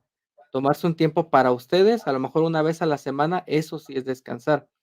Pero llenar tu vida con otros estímulos que solamente sacían un poquito tu estrés, como redes sociales, series, películas, lo que sea, no está mal, pero si lo estamos usando para descansar, eso no es descansar. Y Cristo, el evangelio de Cristo es un evangelio también de descanso. Dice: "Venid a mí los que estáis trabajados y cargados". Y entonces, también es un evangelio de trabajo. Y hay una historia de conferencia general donde un hermano, Chava, tú eres la biblioteca de conferencias generales, yo no sé quién lo dijo, pero un hermano dice que se atascó en su camioneta y no podía salir en la nieve, y entonces Bednar, él iba por leña, y Bednar cuando en el discurso de En la fuerza del Señor, o gracias. algo por el estilo, sí. Y cuando cargó la batea de la camioneta con leña, eso le dio el peso para darle tracción a las llantas y salir del hoyo.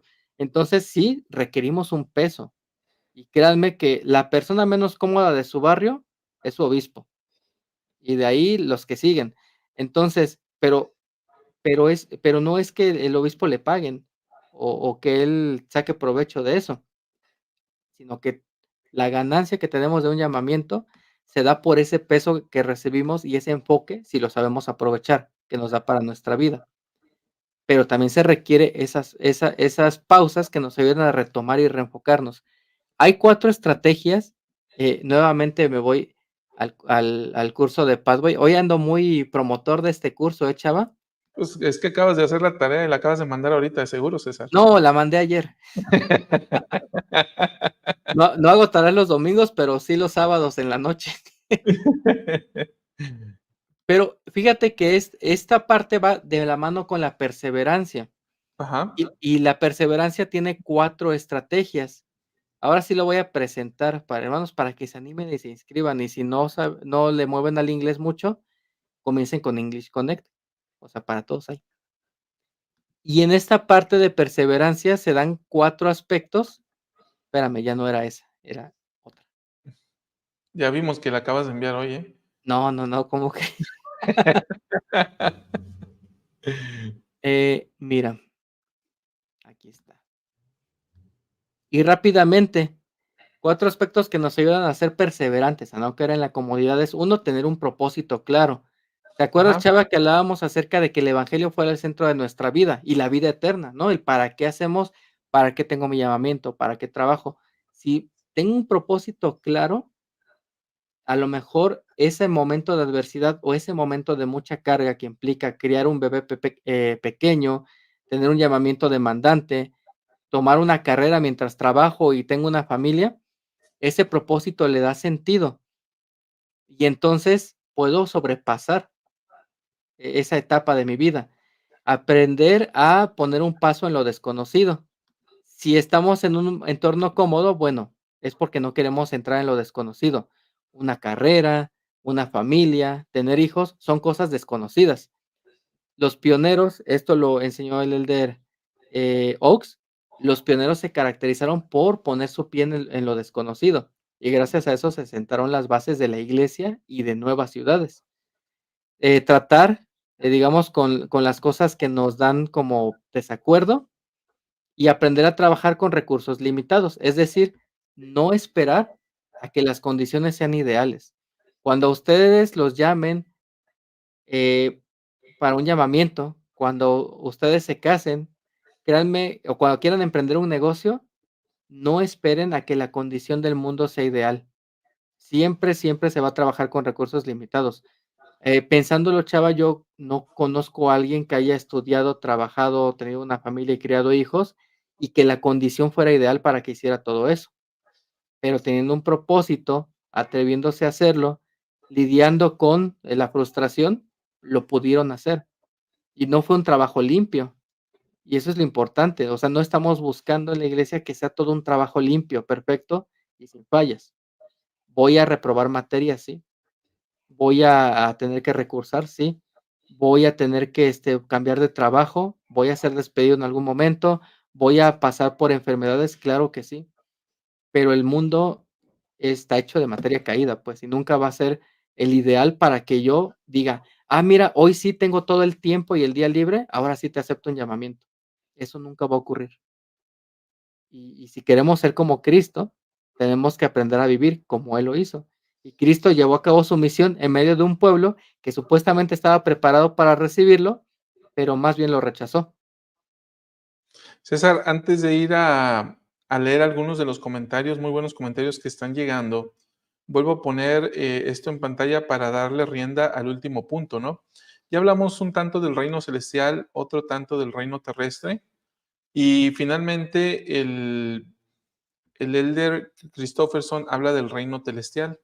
Y él simple y sencillamente en este apartado, cuando pregunta, porque él comienza preguntando, bueno, ya que tengo un testimonio, ¿qué hago con él? ¿Qué hago al respecto?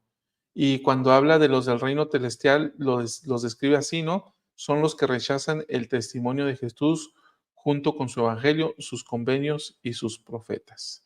Entonces, aquí, César, ¿qué viene a tu mente? Porque habla de plano un rechazo absoluto, ¿no?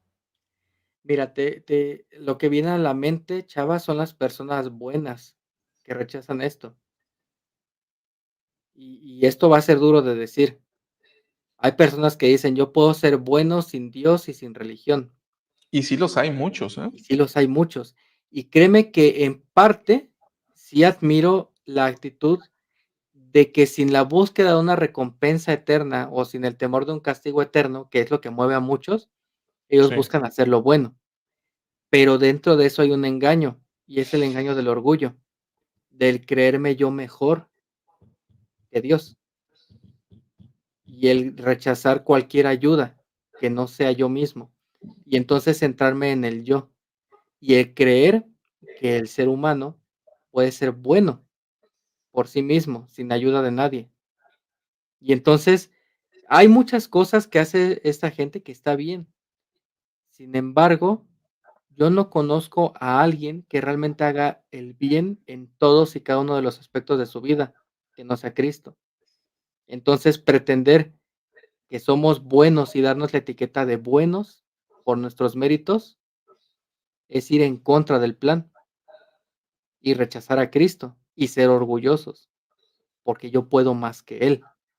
Y Cristo, a través de Pablo lo enseñó, no hay bueno, ni uno solo. Todos necesitamos de Él. Fíjate, César, esto tiene un impacto también con la obra vicaria que nosotros hacemos, porque nosotros vamos y en automático parece que a veces pensamos utópicamente que en automático todas estas ordenanzas que nosotros llevamos es porque ya van a ser herederos de un reino celestial, ¿no? Y es muy romántica la idea, la verdad, ¿eh? Es muy romántica y muy linda, pero doctrinalmente no tiene mucho sustento, porque aprendemos en las Escrituras que tanto en esta esfera como en el siguiente estado tenemos algo que se llama albedrío. Y el albedrío, es más, lo teníamos desde el estado premortal, es más, desde que éramos inteligencias. Nosotros decidimos seguir las leyes que una inteligencia superior estableció para nosotros. Y después en un primer estado espiritual decidimos obedecer las leyes que ese Padre presentó a través de su Hijo Jehová. Y después estamos aquí tratando de seguir estas leyes que establece su Hijo a través de lo que se conoce como un evangelio, el evangelio de Jesucristo. Luego, César, esto, parte de este evangelio de Jesucristo nos enseña que a través de ordenancias vicarias en los templos nosotros podemos hacer válidas las ordenanzas de ellos. Las ordenanzas que ellos debieron tomar a través de un cuerpo físico lo hacemos nosotros vicariamente para que ellos puedan progresar en el estado en el cual están. Y pensamos, César, que por el hecho de ya hacer las ordenanzas en el templo, estas personas en automático ya serán herederos de un reino celestial, pero eso doctrinalmente no tiene sustento, porque tiene que haber primero tienen que aceptar a Jesús. En el otro estado, César, en el estado espiritual en la muerte, en el estado espiritual después de esta vida, ¿podemos aceptar o rechazar a Jesús? Es una pregunta capciosa, ¿hay trampa? Es pregunta, ¿no? No hay El albedrío se preserva, chava. Si te fijas, en el primer estado decidimos escoger a Jehová o rechazarlo. Los que no lo escogieron, la tercera parte de los hijos de Dios se fueron con Satanás y tienen su recompensa. Todos los demás estamos aquí. En este estado estamos aceptando o rechazando a Jesucristo. Y luego, en el siguiente estado, por lógica, porque ese es el modelo establecido, también podremos aceptarlo o rechazarlo. Entonces, aquí y allá podremos rechazar a Jesús. Luego, ¿qué pues con las ordenanzas vicarias que hacemos en los templos? Esa sí es capaz. Románticamente, esa no tiene una respuesta realmente, ¿no? Porque es cada individuo espiritual va a decidir si acepta o no a Jesús y va a tener su grado o no de progreso. Pero lo que sí debe de quedar claro es que, de acuerdo con nuestra doctrina, si alguien rechaza abiertamente el testimonio de Jesús o rechaza a Jesucristo en el estado premortal, su recompensa fue no recibes un cuerpo físico. Si yo decido rechazar a Jesucristo aquí, vas a una gloria celestial. Si yo decido rechazar a Jesucristo en un estado espiritual donde se me predica el evangelio y lo rechazo, igual vas a una gloria celestial. ¿Sí? Te va mejor que los de la primera ronda que rechazaron a Jesús, pero finalmente no tienes una vida eterna. Sin embargo, insisto, porque luego nos juzgan, ¿no? De que los condenamos. No, de hecho es una gloria, es un grado de gloria. Sobrepuja toda comprensión, vimos al inicio de esta transmisión. Ujú. Pero el punto es ese, ¿no? O sea, también es, eh, así como a veces idealizamos las cosas en esta vida, las idealizamos para allá, ¿no? Sí, Dejamos de tomar en cuenta los deseos, el albedrío y también los errores, ¿no? De los que ya están ahí. sí. Que si te fijas, esto también tiene que ver con esta vida, César, porque yo puedo recibir las ordenanzas, sí, pero veíamos ahorita, para acceder a una gloria celestial tiene que ver lo que haces y en lo que te conviertes a través de esos hechos.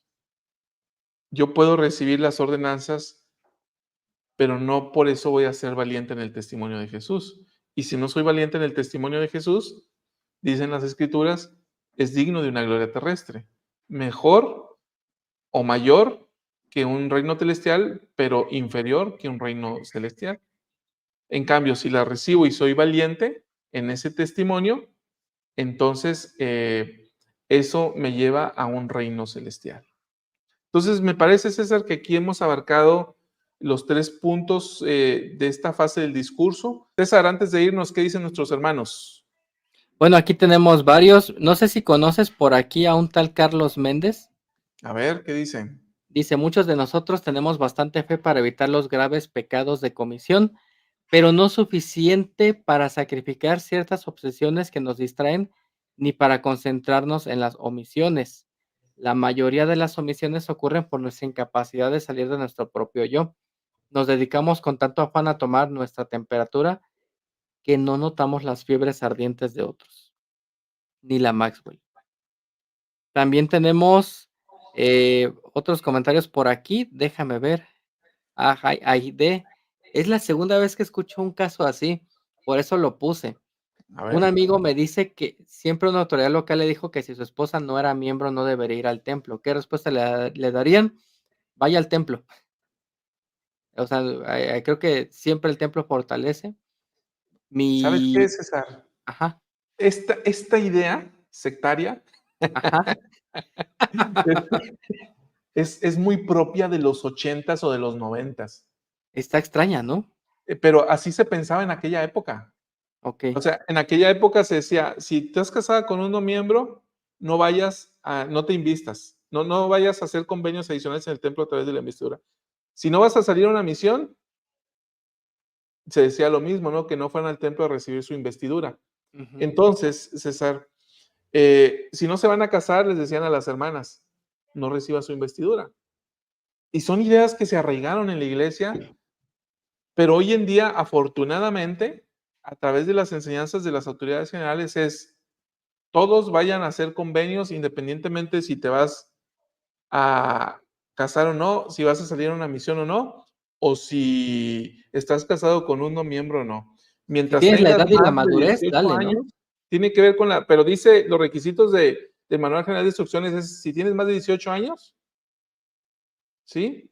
Si no estás estudiando, creo que la preparatoria o algo por el estilo, son las únicas restricciones que tendrías para no recibirla. Sí. Yo puedo testificar por mi mamá. Mi papá no fue miembro muchísimos años, pero mi mamá sí entró al templo y eso la fortaleció mucho. Mi papá después se bautizó y entró al templo con ella, pero sí, no es impedimento, pero no se pelee con su líder. Siempre hay un pez más gordo arriba. No, simplemente sí se puede, hermana, sí se puede ir al templo. César, Di ¿Sí? perdón, hay varios comentarios, por ejemplo, Esmeralda dice, no me enteré que empezaron temprano, Violeta Torres dice, bueno, ¿por qué no avisó? Dice Goyito, ni Pepe Valle se enteró del cambio de horario. Échame la culpa, chava. fue mi culpa. No, es que no es culpa, hermanos. Recuerden que estamos aquí porque nos gusta y deseamos compartir con ustedes o que compartamos juntos. César tiene llamamientos y bueno, todos tenemos llamamientos, pero César se ocupa mucho los domingos y Víctor, que iba a estar hoy en la transmisión, que se había Con el- preparado y todo, falleció un familiar cercano de él. Entonces iba a un funeral. De manera que este tipo de cuestiones surgen de improviso, ni modo que le hubiéramos dicho al muertito, te hubieras muerto hasta el día siguiente, ¿no? Por eso es que no hubo oportunidad de avisar. ¿Qué le sugerimos? El domingo por la mañana, si usted quiere seguir la transmisión en vivo, cheque nuestra red social, nuestras redes sociales en Facebook, en YouTube, y ahí ya va a aparecer la publicación de a qué hora va a ser la transmisión, en la inteligencia de que lo normal va a ser a las 5 de la tarde, ¿no? Hoy es totalmente extraordinario y les ofrecemos una disculpa por esa razón. Gracias por su paciencia, hermanos. Me recordaste el comentario que le hicieron a Juan Gabriel cuando falleció y tenía una gira programada. Alguien puso, ya había comprado su boleto y falleció, qué falta de profesionalismo.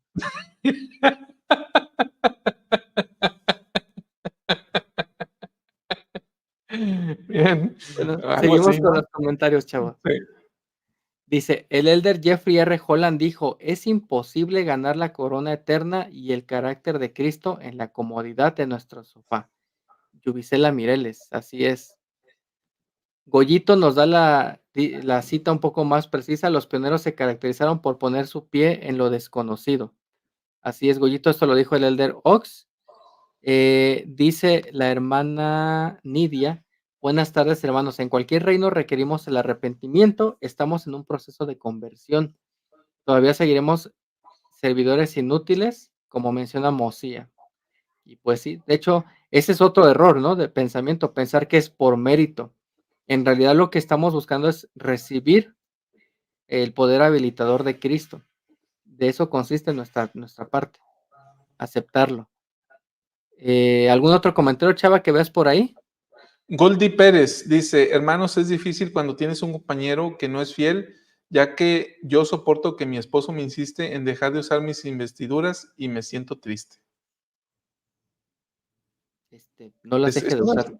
es una situación compleja, muy compleja, y usted a través de la revelación, hermana Goldie, sabrá qué hacer en la inteligencia de que le recomiendo el discurso de la hermana Annette Dennis, Vestidos de Jesucristo o algo por el estilo, de esta conferencia general, donde se habla sobre este aspecto. Y de hecho también hay un programa aquí, un análisis que hice yo, que se llama Nuevas pautas sobre la recomendación para el templo y el uso del garment. Le recomiendo estos dos análisis que hicimos aquí, hermana, y sobre todo el discurso, con que ese le va a ayudar muchísimo. César, ¿qué más? Por aquí hay otros discursos. Dice, fíjate, estos me encanta leerlos. El hermano Wilmer, gracias hermanos por sus análisis, me han ayudado a regresar a la iglesia y bienvenido. Excelente, Esto hace que todo valga la pena. así es. ¿Ok? Gracias, Wilmer, por lo que nos haces ver y la verdad nos regocijamos contigo y nos gozamos de que estés aquí. Muy bien. Y bueno, yo creo que podemos ir cerrando. Chava, no sé si tú quieres Sí. compartir algo más. Pues no. Gracias a todos nuestros hermanos por habernos acompañado el día de hoy. Muy Vámonos, ¿qué bien. te llevas de esta transmisión, César?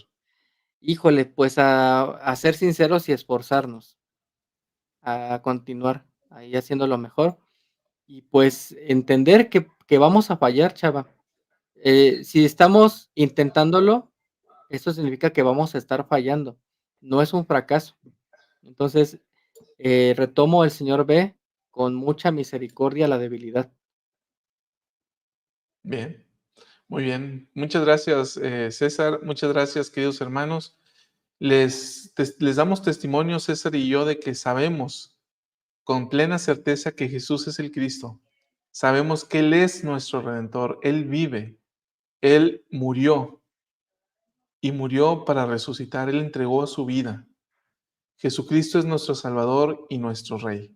Y damos gracias por Él y estamos aquí para gozarnos en su palabra, para saber a qué fuente hemos de acudir para la remisión de nuestros pecados. Que sigan disfrutando de este día de reposo y nos vemos en la semana aquí en el canal. Hasta luego. Hasta luego.